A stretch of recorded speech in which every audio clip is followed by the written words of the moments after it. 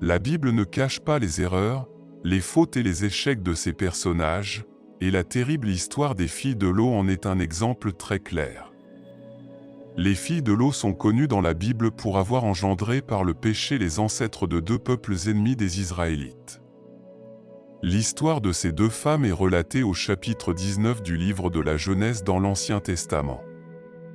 Les deux filles de Lot apparaissent dans le récit biblique au chapitre qui relate la destruction des villes de Sodome et Gomorrhe. Cependant, la Bible ne mentionne pas leur nom et ne fournit pas d'autres détails sur les filles de Lot, si ce n'est qu'elles étaient vierges lorsqu'elles vivaient à Sodome. Certains livres apocryphes tentent d'attribuer des noms aux filles de Lot. Le faux livre d'Hazard, par exemple, dit que Lot avait une fille nommée Anch, mais qu'elle n'était pas l'une des deux filles qui ont accompagné Lot hors de Sodome.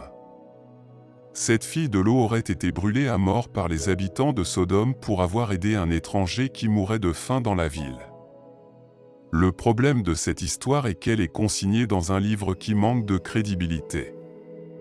Il est vrai que la Bible mentionne un écrit appelé le livre des Jazars, mais ce livre a été perdu dans l'Antiquité et n'a rien à voir avec le livre des Jazars en circulation aujourd'hui. Le livre de Jazars en circulation aujourd'hui est un ouvrage créé au Moyen Âge et n'a aucun rapport avec les livres bibliques. On peut donc affirmer que l'histoire de la fille de Lot n'est rien d'autre qu'une légende dans un livre de fiction. Tout ce que l'on sait réellement sur les filles de Lot est consigné dans les Écritures. Une question que beaucoup de gens se posent est de savoir combien de filles Lot avait. En effet, le texte biblique de la Genèse parle clairement de deux filles de Lot. Ces femmes étaient même vierges, comme nous l'avons déjà dit, et selon ce que nous lisons dans la Genèse au chapitre 19, verset 8. Mais le même chapitre biblique dit que Lot avait des gendres, et le problème est qu'à ce stade, le texte hébreu peut être traduit de deux manières pour indiquer que ces gendres étaient les hommes qui allaient encore épouser les filles de Lot ou qui les avaient déjà épousées. Il y a essentiellement deux interprétations. Certains commentateurs suggèrent que les gendres mentionnés dans le texte biblique n'étaient peut-être pas les prétendants des deux filles vierges de Lot. Ceux qui soutiennent cette idée affirment que Lot avait d'autres filles et que ces filles mariées sont restées à Sodome avec leur mari. Certains avancent même l'hypothèse que la femme de Lot n'a pas pu quitter Sodome précisément parce qu'elle avait laissé une partie de sa famille dans la ville. Toutefois, cet argument est purement spéculatif et n'est pas étayé par la Bible. La plupart des érudits comprennent que les gendres mentionnés dans le texte biblique étaient les hommes à qui les filles de Lot avaient été promises en mariage. En d'autres termes, Lot n'avait pas seulement deux filles qui étaient encore vierges, mais qui étaient déjà officiellement fiancées à des hommes à Sodome, selon la coutume du Proche-Orient ancien, et qui n'attendaient que la consommation du mariage. L'histoire des filles de Lot est marquée dans la Bible par le péché dans lequel elles ont été impliquées, et elles sont représentées dans le texte biblique pour illustrer l'héritage d'un homme qui, bien qu'ayant marché aux côtés de son oncle Abraham, a choisi de s'installer dans la méchante ville de Sodome.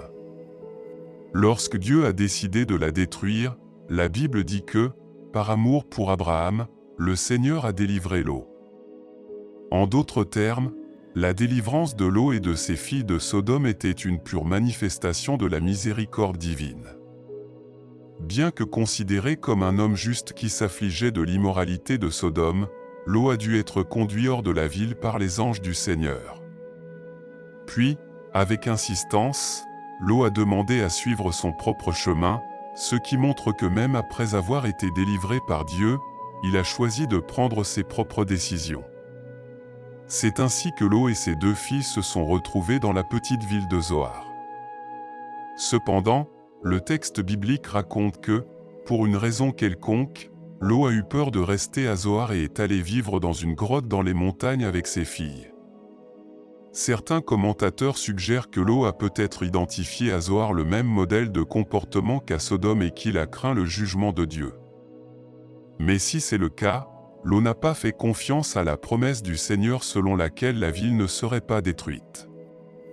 Pendant qu'elle vivait dans la grotte, les filles de Lot ont décidé d'enivrer leur père afin d'avoir des enfants avec lui, pensant qu'il n'y avait plus d'hommes dans le pays et croyant que leur progéniture serait menacée. Certains commentateurs suggèrent que les filles de Lot croyaient peut-être qu'elles étaient seules au monde, qu'il n'y avait pas d'autres hommes sur terre. Cependant, cette interprétation n'a pas de sens, puisque la Bible indique clairement qu'elles et leur père se sont arrêtés à Zoar, ce qui signifie qu'elles savaient qu'il y avait au moins une ville sur terre. Il est très probable que les mariages étaient arrangés à l'époque, mais les filles de Lot n'avaient pas de relations sociales pour trouver des maris. Leur famille avait tout perdu et vivait dans une grotte avec leur propre père. C'est dans ce contexte que le plan pécheur des filles de Lot a été exécuté et qu'elles ont toutes deux couché avec leur propre père en profitant de son ivresse. À ce stade, il est clair que Lot n'avait ni autorité ni respect au sein de sa propre famille. Le péché des filles de Lot a eu des conséquences durables. L'aîné donna naissance à Moab, qui devint le père des Moabites, tandis que la cadette donna naissance à Ben-Ami, l'ancêtre des Ammonites. Ces deux peuples devinrent des ennemis implacables des Israélites et se livrèrent à une terrible séduction charnelle, apportant une grande immoralité en Israël, comme le décrit le chapitre 25 du livre des Nombres. Malgré leur origine répréhensible, la lignée de Lot a été protégée par Dieu, comme l'indique le chapitre 2 du livre du Deutéronome. Mais il est vrai aussi que ces deux peuples ont été rejetés par Dieu à cause de leur opposition à Israël, comme nous le lisons au chapitre 23 du même livre. En tenant compte de tout cela, nous nous rendons compte que l'histoire des filles de Lot est marquée par un manque de foi. Elles n'ont pas cru que Dieu pouvait leur donner les moyens de devenir mères, et elles ont agi égoïstement, sans tenir compte des conséquences du péché qu'elles s'apprêtaient à commettre. Elles sont un exemple de ceux qui ne se soucient que de faire ce qui est juste à leurs propres yeux, recherchant le plaisir et la satisfaction à tout prix. Pourtant, même dans cette histoire d'horreur, nous pouvons voir l'éclat de la grâce de Dieu, comme en témoigne la personne de Ruth, une femme non israélite et une descendante des filles de Lot. Grâce à sa foi, elle a été accueillie en Juda, comptée comme membre de la communauté de l'Alliance et est devenue l'ancêtre du roi David et, par conséquent, du Seigneur Jésus-Christ lui-même. Si vous êtes arrivé jusqu'ici et que vous avez aimé cette vidéo, veuillez vous abonner à notre chaîne, activer toutes les notifications et la partager avec quelqu'un d'autre. Nous vous remercions beaucoup de nous suivre, nous remercions ceux qui nous envoient des messages de soutien et qui nous aident à améliorer nos études. Je vous souhaite une excellente semaine.